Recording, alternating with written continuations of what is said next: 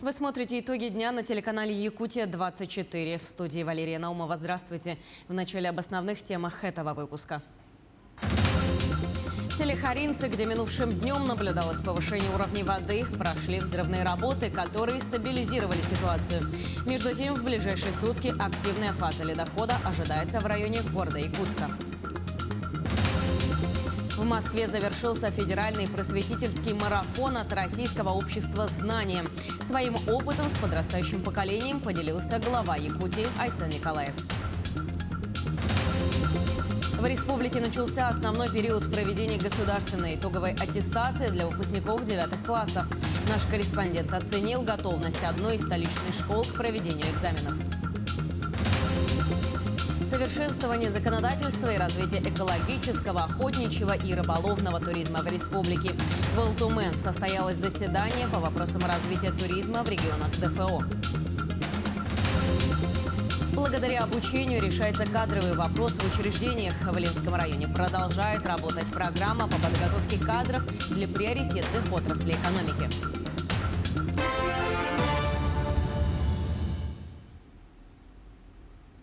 Энергетики включили электроснабжение в селе Харинцы Алекминского района. В связи со спадом уровня воды в селе Харинцы энергетики западных электрических сетей ПАО «Якутскэнерго» возобновили подачу электроэнергии частных жилых домов, зданий администрации села и школы, ранее ограниченных для обеспечения безопасности людей и сохранения оборудования. Идут работы по восстановлению опоры, поврежденной льдиной. Персонал Алекминского энергорайона ЗЭС продолжает наблюдение за состоянием энергетических объектах в условиях весеннего паводка. Между тем, на реке Лене в Алекминском районе обнаружили нефтяное пятно. Минэкология республики проводит проверку по факту обнаружения нефтяного пятна в районе Птичьих скал Алекминского района. 19 мая Алекминским комитетом государственного экологического надзора проведено выездное обследование акватории реки Лена. Установлено, что основная пленка нефтепродуктов находится на реке Лене на участке села Селиваново, которое растянулось до поселка Нефтебаза, сообщила руководитель Департамента экологической безопасности и правовой экспертизы Вера Степанова. Госинспекторы отобрали пробы воды на месте предполагаемого разлива нефтепродуктов в 3 точках выше и ниже по течению реки. В ближайшие сутки активная фаза ледохода ожидается в районе города Якутска. Это участок от Табагинского до Кангаласского мыса и далее в Намском районе. На основной реке республики Лене активность ледохода сейчас наблюдается в Алекминском и Хангаласском районах. В селе Харинцы Алекминского района, где минувшим днем наблюдалось повышение уровней воды, прошли взрывные работы, которые смогли стабилизировать ситуацию. Затор ликвидирован. Оперативной группой был подрыв порядка 2,5 тонн взрывчатых веществ, в результате чего произошло понижение уровня воды в населенном пункте.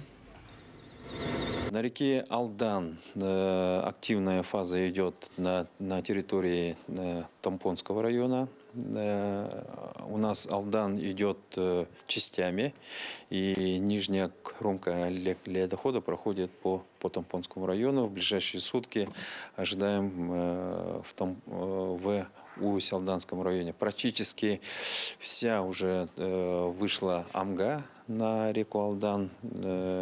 Там ситуация стабильна, и уровень воды ледоход проходит при ниже критического.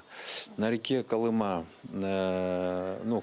основной это ледоход где-то на границе и со Среднеколымским районом.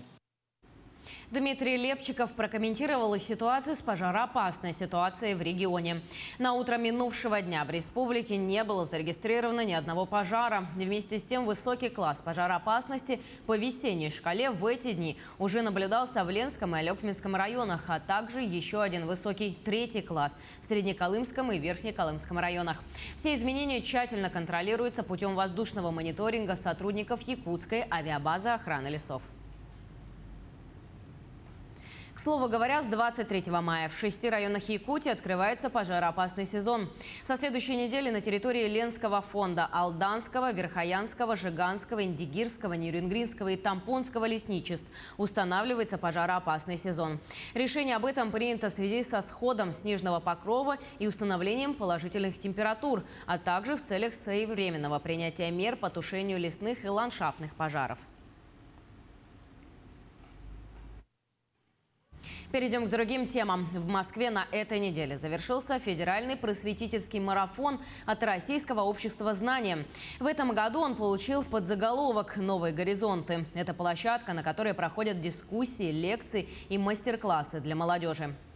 Причем лекторами выступают самые выдающиеся спикеры страны. Это министры, волонтеры, спортсмены. Своим опытом с подрастающим поколением поделился и глава Якутии Айсен Николаев. Как это было, смотрите в материале Максима Кардозу.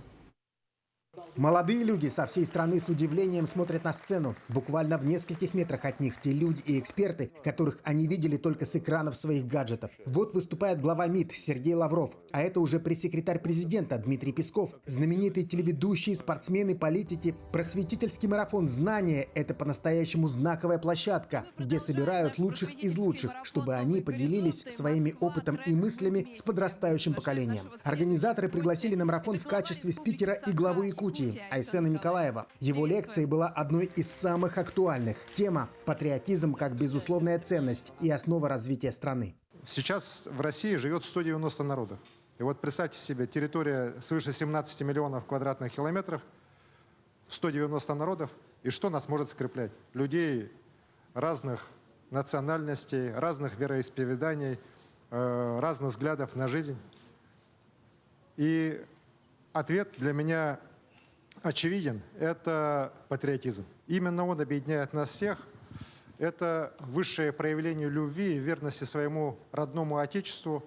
Это уважение к тысячелетней истории нашей страны. Это забота о нашем общем будущем. Лекция была очень интересная. Я считаю, что патриотизм действительно в наше время, тем более сейчас, очень важен. Россия же многонациональная страна. То, что на это тоже надо опираться, то, что надо с рождения воспитывать любовь к своему народу, к своей культуре, к своему языку. По поводу выступления мне понравилось высказывание то, что они всеми силами пытаются восстановить былую славу и историю Якутии, которая была забыта со временем и прошедшими событиями.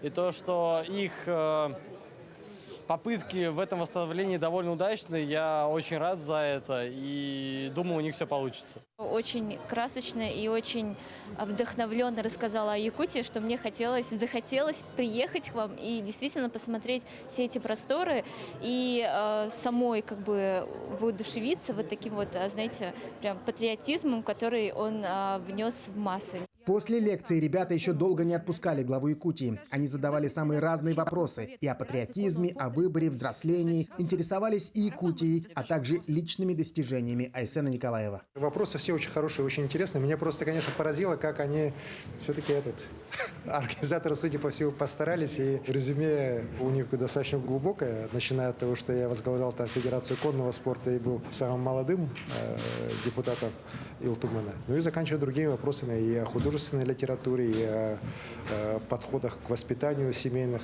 Все очень так интересно. Марафон проходил не только в Москве. Площадки были открыты и в Санкт-Петербурге, и в Сочи. За всеми выступлениями можно было следить онлайн. И за первые 2 дня трансляции форума набрали более 70 миллионов просмотров. А это значит, темы, которые были заявлены, оказались важны и близки новому поколению. Максим Кардозу, Джура Березкин, Москва. В Якутии 19 мая начался основной период проведения государственной итоговой аттестации для выпускников 9 классов. Экзамен сдадут 3885 выпускников столицы. Один из пунктов для сдачи АГЭ в школе номер 2 сегодня проверил премьер правительства республики Андрей Тарасенко. Главной задачей пунктов проведения экзаменов является их техническая оснащенность. Школы Якутии ими полностью обеспечены. Готовность столичной школы номер 2 оценила и наш корреспондент Ульяна Шагина. В Якутске в этом году основной госэкзамен для 9 классов сдадут порядка 4000 школьников. Экзамен начался минувшим днем с английского языка. Как отмечают в региональном министерстве образования, в этом году есть изменения в организационных моментах проведения ОГЭ.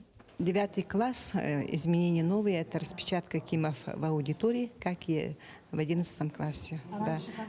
Раньше было все централизовано, в пункте проведения отдельный кабинет был, а сейчас в аудитории, где сами дети сидят. Уже мы получаем по интернету задания, распечатываем прямо на глазах у детей. Это как ужесточение получается? Да, да. Мы должны обеспечить все аудитории принтерами, сканерами, которые отвечают всем требованиям. Они должны быть скоростные. ОГЭ по английскому через час начнется в Национальной политехнической школе номер 2 в Якутске. Девятиклассники заметно волнуются, свою аудиторию находят в списке. 2 года из-за пандемии школьники учились онлайн, так что этот год еще и покажет эффективность такого формата. Конечно, есть переживания. Это первый экзамен, который мы сдаем, но я думаю, что все будет хорошо. Какой предмет сегодня сдаешь? Английский язык – это мой выборочный предмет, который я выбрала. Почему именно английский? В будущем хочу связать свою жизнь где-то в другой стране, скорее всего, и думаю, английский язык мне очень пригодится в будущем. С собой в класс можно взять только паспорт, воду, ручку и чего-нибудь сладкого. Бдительная охрана проверяет каждого, даже педагогов. Вторая школа – один из 33 пунктов проведения ОГЭ в Якутске. В этом году девятиклассники сдают 2 обязательных предмета – это русский и математику, а также 2 предмета на выбор. Вместе с тем дети с инвалидностью могут сдать по желанию только обязательные предметы. Пункт проведения ОГЭ. Мы в этом году работаем 10 дней, а сегодня 2-й день по экзамену по выбору английский язык. Всего выпускников 9 классов нынче 175 в этом году, а английский язык выбрали 43 участника. Ну, у нас максимально выбирают предмет обществознания, а на 2-е место информатика выбирает. И еще 3 предмета английский язык и географию в этом году.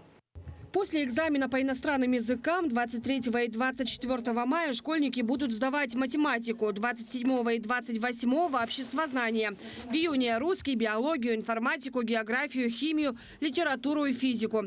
Между тем в июле выделят время и на резервную сдачу. Сюда придут те, кто пропустил основные дни экзаменов по болезни или те, кто уже получил неудовлетворительную оценку по ОГЭ. Ульяна Шагина, Георгий Григорьев, Якутск. В Риге власти обсуждают вопрос о сносе монумента советским воинам-освободителям. По этому поводу в латвийской столице состоялись 2 митинга. Один разрешенный, в котором приняли участие те, кто выступает за снос монумента. Второй запрещенный, в котором приняли участие те, кто против сноса памятника и переписывания истории. Ситуация с памятником воинам-освободителям не оставила равнодушными и якутян. Заместитель директора Якутского авиационного технического училища гражданской авиации Александр Дронов свое летное образование получил еще в Советском Союзе. И обучение проходило как раз в Риге. Тогда, по словам Александра Сергеевича, в Латвии не было никаких намеков на желание переписать историю. Более 100 тысяч человек, жителей Латвии, погибли на фронтах Великой Отечественной войны. И снос памятников освободителей – это осквернение памяти. Я не уверен в том, что в Латвии так все спокойно. Там очень много русских людей, которые живут, трудятся. Они, особенно это празднование 9 мая показало, что несмотря ни на какие запреты, они вышли. Они, поблагодарили тех, кто принимал участие, и этот памятник символизирует об этом. Участие, в победе. И я уверен, что этих людей ничем не сломить. В Государственном собрании Ултумен состоялось заседание по вопросам развития туризма в регионах ДФО. Мероприятие прошло при участии Комитета Государственной Думы России по туризму и развитию туристической инфраструктуры во главе с председателем Сенгаджи Тарбаевым. На повестке расширение механизмов господдержки, совершенствование законодательства в сфере туризма и развития экологического, охотничьего и рыболовного туризма в республике. При этом главным вопросом стала транспортная доступность туристических баз на территории Якутии. Юг у нас заполняется за счет эконом-варианта и большого-большого количества отдыхающих. Но Якутия, на мой взгляд, это немножко другая история. И здесь очень важно местным чиновникам, местным экспертам туристическим осмыслить и понять, какое концептуальное развитие для Якутии сегодня нужно выбрать. И после этого мы сможем четко подобрать инструментарий, который бы позволил точечно улучшить ту инфраструктуру, которая даст тот продукт, который можно предлагать на рынке. При этом отмечается, что на внутреннем туристическом рынке республика сегодня может предложить то, чего нет ни в одном регионе страны. Однако создание современных туристических комплексов и качественных продуктов возможно только при условии участия органов исполнительной власти. Между тем, еще один важный вопрос, поднятый на заседании, стал выездной туризм самих жителей республики. Так, председатель Госсобрания УТМН Алексей Еремеев высказал надежду на поддержку федерального центра в части субсидирования авиабилетов. Вторую тему, которую мы подняли, это возмещение части расходов на санаторно-курортное лечение, которые жители нашей республики. Мы знаем, что это сейчас возлагается на профсоюзы, но профсоюзы, к сожалению, с теми объемами, которыми нуждаются наши жители, не справляются. И мы просим федеральный центр, чтобы из федерального бюджета часть расходов каким-то образом компенсировалась и хотя бы начался разговор для того, чтобы это было включено в будущем в проекты федеральных бюджетов. В Северо-Восточном федеральном университете прошла Всероссийская научно-практическая конференция, посвященная 75-летию заслуженного юриста Российской Федерации, профессора юридического факультета СВФУ Макара Макаровича Яковлева. Всего приняло участие более 20 человек из 5 субъектов страны. Светлана Амосова продолжит тему. Ведущие ученые, профессора, преподаватели и студенты всех курсов собрались в одном зале, чтобы обсудить вопросы развития уголовного процесса в эпоху перемен. Участники из Москвы, Екатеринбурга, Саратова, Самары и Омска подключились по видеосвязи. Уголовный кодекс Российской Федерации и Уголовно-процессуальный кодекс Российской Федерации, там внесено около 300 поправок и дополнений. И в связи с тем, что нас вывели всех институтов Евросоюза, наверное, новые подходы будут. Поэтому с учетом этого мы решили провести научно-практическую конференцию с участием ведущих ученых России. Конференция посвящена юбилею Макара Макаровича Яковлева. Он является заслуженным юристом Российской Федерации и имеет еще множество высоких наград. Работает преподавателем в юридическом факультете уже на протяжении 25 лет. Макар Макарович – автор трудов по актуальным проблемам права и государства. Написал свыше 440 общественно-политических и 75 научных публикаций.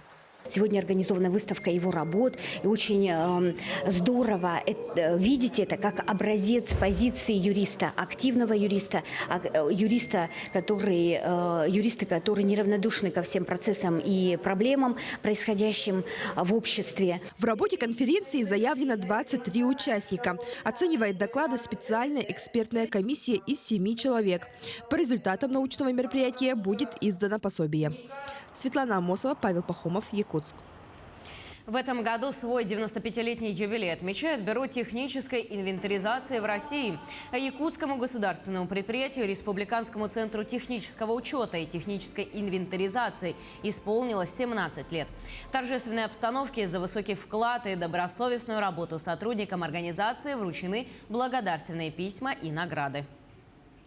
Сегодня ГУП РСТ также занимается не только технической инвентаризацией и техучетом, а занимается еще и кадастровыми работами, проектными работами. Мы расширили свой круг видов деятельности. В дальнейших планах освоить новые технологии. Мы уже начинаем использовать беспилотные летательные аппараты для проведения своих кадастровых работ. В Ленском районе продолжает работать программа по подготовке кадров для приоритетных отраслей экономики – образование, здравоохранение, культура и сельское хозяйство. По этим 4 направлениям старшеклассники и ленчане до 35 лет могут получить бесплатное образование. Все расходы на себя берет районная администрация. Уже много лет благодаря обучению ребят решается кадровый вопрос в учреждениях района. Ирина Кальченко работает тренером по легкой атлетике в спорткомитете уже 7 лет. Обучалась девушка за счет средств района. Узнала о программе по подготовке кадров случайно, когда уже являлась студенткой Якутского Северо-Восточного государственного университета и начинала карьеру. Между мной, администрацией района в лице комитета, и моим учебным заведением был заключен договор. Там прописаны наши обязанности. Как таковых моих обязанностей это были хорошая учеба на 5-4, закончить вовремя обучение, закончить его без долгов. То есть, в принципе, обыкновенные требования. Университет Ирина закончила. Теперь у нее есть постоянное место работы. Девушка признается, что такая поддержка очень значима для студентов. Ее обучение районной администрации в год обходилось в 60 тысяч рублей. Ирина училась заочно. Такая форма обучения тоже разрешена по условиям договора. Сегодня героиня нашего сюжета довольна местом работы. Она тренирует ребят младшего возраста. Я занимаюсь легкой атлетикой уже 5-й год. И Ирина Викторовна, это мой тренер, она очень хорошо тренирует. Мне нравится у нее заниматься. Вот. Никогда меня не ругает, очень хорошо тренирует.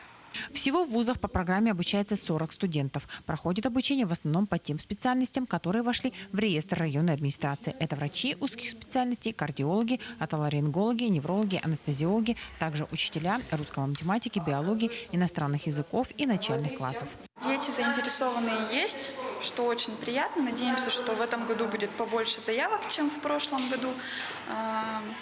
Дети, большинство все-таки радует, что дети активные есть. И дети хотят вернуться и работать в этом районе. Постоянно специалисты комитета по молодежной и семейной политике проводят встречи с выпускниками школ, на которых рассказывают ребятам об условиях получения бесплатного образования. Время подачи заявления на сегодняшний день на участие в программе ограничено. Желающих успеть его подать могут подойти в комитет по молодежной и семейной политике до 31 мая. Светлана Балеева, Виталий Андреев, Ленск. Нерюнгринские алданские воспитанники военно-патриотического движения «Юнармия» приняли присягу. Торжественный сбор прошел у мемориала Ника. Отметим, что с момента создания в 2016 году «Юнармия» объединила более миллиона детей и подростков со всей России. Ирина Жданова расскажет подробнее.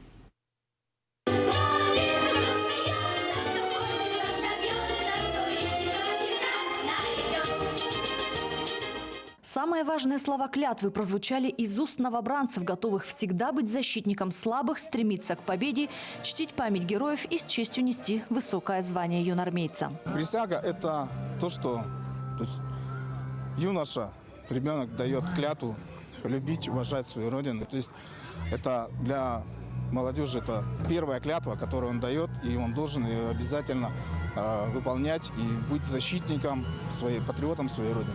В этот день присягу приняли более 40 человек. Это учащиеся образовательных учреждений Нерюнгринского и Алданского районов.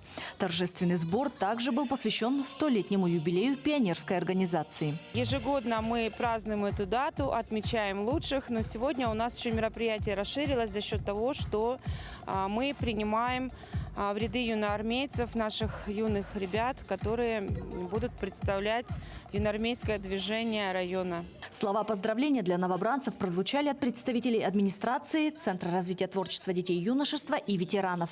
Сейчас на плечи юноармейцев ложатся обязанности, а это занятие волонтерской деятельностью, участие в культурных и спортивных мероприятиях, получение навыков военной подготовки и, самое главное, готовность защищать свою родину, как делали это их предки на протяжении всей своей тысячелетней истории.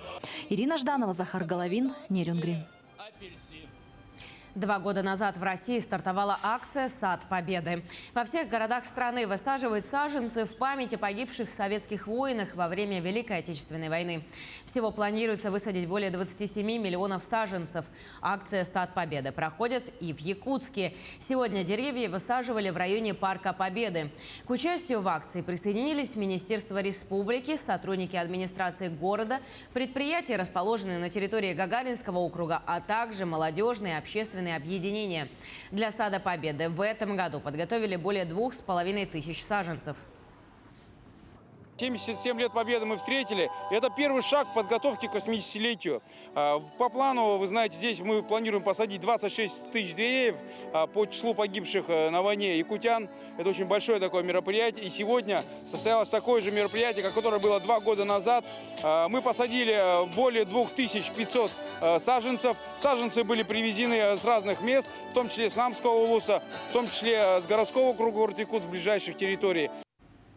На этом у нас все новости. Именно таким мы запомним уходящий день. Всего доброго и до новых встреч в эфире.